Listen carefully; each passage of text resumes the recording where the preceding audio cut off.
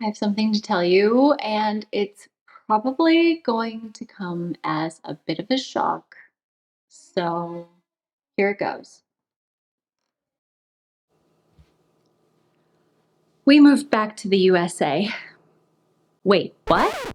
Hold on. Let's back things up a bit. I'm sure that a lot of you are wondering why we moved back to the USA. After all, it's only been 4 years since we decluttered our entire home, sold or gave away 95% of what we own, and moved to Europe with 8 suitcases to buy our dream home. Honestly, the time that we spent there felt like a dream, and it was so wonderful to see my husband reunited with his family and to celebrate birthdays and holidays together. And we had the opportunity to visit so many interesting and beautiful places. Our boys attended public school there and became fluent in German, and we loved the convenience and the friendliness of our neighborhood, where everything we needed was just a short walk away, and every time you went out, you were bound to run into a friend or a classmate or a neighbor. When we moved to Europe 4 years ago, it was with the intention that we were going to stay there forever, and in fact, I actually told my husband point blank that this is the 20th time that I'm moving and I'm so sick of moving, I'm done with it and I never want to move again. And of course, at that time, he agreed with me. But if there's one thing that I've learned over the years, it's that no matter how well you plan, you can't always foresee where life is going to take you. Of course, neither my husband nor myself could have predicted some of the things that would happen that would slowly unravel our plans. We didn't know that there was going to be a global pandemic that would shake up the entire world and how deeply it was going to affect our family and healthcare and the educational system in our area. And another thing that we didn't expect is that my husband's company would get sold and that he would lose his job in the merger. Because one of the reasons that we were able to move in the first place was because my husband had a secure job in a good company that he was able to do remotely. And so when he lost his job almost 2 years ago, we started asking ourselves, what's next? To be honest, it was always a secret dream of mine for my husband to leave his job and to come work at home with me. And so when my husband was let go, my initial reaction was excitement. I thought it was the perfect opportunity to build the A to Zen Life Dream Team. And we'd write blogs together, he could co-host videos and interviews with me, and I'd teach him how to shoot and edit YouTube videos, and we could basically work in offices right next to each other and high-five each other through the doorway. My husband was never 100% sold on the idea, but I persuaded him to give it a shot. And we figured that he could always keep applying to new jobs in the meantime anyways. And not only did he give it a shot, he was really good at it. I mean, the man's good at everything. It's honestly a little bit annoying to have such a perfect husband. He didn't want to appear in my YouTube videos, but he was really good at writing blog posts, and I started teaching him how to shoot and edit YouTube videos. But the problem was he hated it. Okay, so hate is a strong word. What I mean is he really didn't enjoy it. And what we came to realize is the stuff that I write and talk about is not what lights him up at all. And I think it's a little bit funny because here on YouTube, everyone and their brother seems to want to quit their 9-to-5 job to grow their side hustle or work from home. But my husband actually enjoys working a 9-to-5 job. He likes going in and socializing with people. He likes the fast pace, the brainstorming, the problem solving, and the challenges of building and leading a strong team. And not only is he good at those things, but they make him feel good inside. I've spoken here on my channel before about ikigai, which is a concept based on finding something that gives us a sense of purpose and a reason for being. And for me, my ikigai is teaching people how to conquer their clutter and simplify their way to a life they love. But that's not my husband's ikigai at all. My husband was unhappy and unfulfilled, so things needed to change.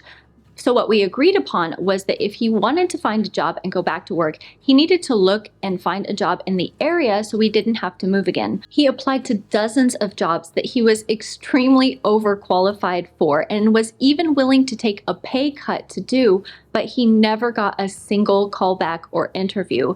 And meanwhile, every single week he had headhunters from the USA banging down his door with these amazing job opportunities, and he kept turning them down because we said we didn't want to move again. And we truly thought that he'd be able to find something, but nothing ever turned up. But then a golden opportunity opened up for my husband to go back to work for one of his old bosses, someone that he admired greatly. And what was even better was that it seemed like he would be able to do the work remotely, which meant that we could stay in Berlin. So after 1 year of job hunting, my husband finally started working again, and he was so excited. It was so amazing to see him just light up and become enthusiastic again. But when he rolled up his sleeves and he started digging into the actual work, he quickly realized that because he was working remotely, that meant that he was going to have to travel a lot more to make up for that lost time that he was not on site. And what that was going to look like was 50% traveling overseas. And we actually have lived like that once back in 2015 after my second son was born. And I remember back then, I was so overwhelmed, I felt like I was drowning. So then we had to ask ourselves a tough question. Is it worth staying here in the home and the life we've built if we're only able to be together as a family 50% of the time? One of the things that I talk about here on my channel is the importance of figuring out what is essential to you. What are the things you value, and what do you need to let go of to make space for those things? For us, we value love and time together as a family more than anything else. And so that's why we made the tough decision to pack up our stuff and move back to the USA for a fresh start. I've had to start over again so many times in my life, but I can honestly say I never expected that I'd be doing it again at age 40. And I've been experiencing an absolute whirlwind of emotions, from positive emotions like excitement about moving back to my home country, to feeling a sense of grief and almost a kind of mourning for the loss of the life that I thought we were going to live. I thought our flat in Germany would be our forever home. And I thought that I would wake up every day and put my feet down on those squeaky ass floors. And for the next 50 years or so, my husband and I would be sitting at the table, drinking tea and growing old together. It still makes me a little emotional to talk about this, and it's a bit hard to navigate through all of these feelings.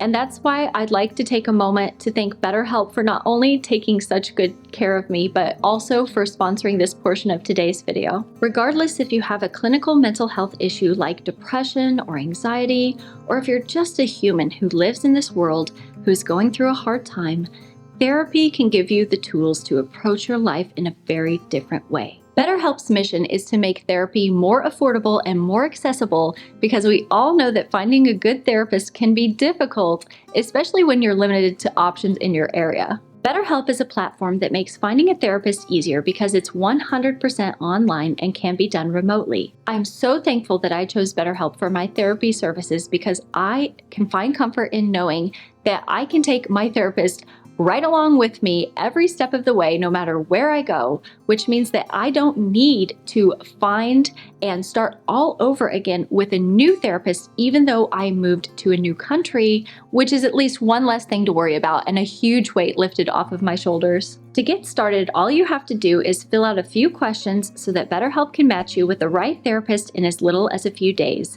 And if your therapist isn't the right fit for any reason, you can switch to a new therapist at no additional charge. Right now, you can get 10% off your first month of therapy by going to www.betterhelp.com/A2ZenLife, that's HELP, or you can find my special URL linked in the description box below. So if you're struggling or maybe just looking for a fresh start, consider joining the 3+ million people who have taken charge of their mental health with an experienced BetterHelp therapist. And thanks again to BetterHelp for sponsoring today's video and for giving me such an important tool that helps make starting over in a new country so much easier and less stressful. And in fact, I would say that's even one of the good things about starting over, because even though hitting the reset button on your life can feel overwhelming or scary, what you have to realize is that you're never starting over from zero, because each time you have to start over, you're more experienced, more knowledgeable, and better equipped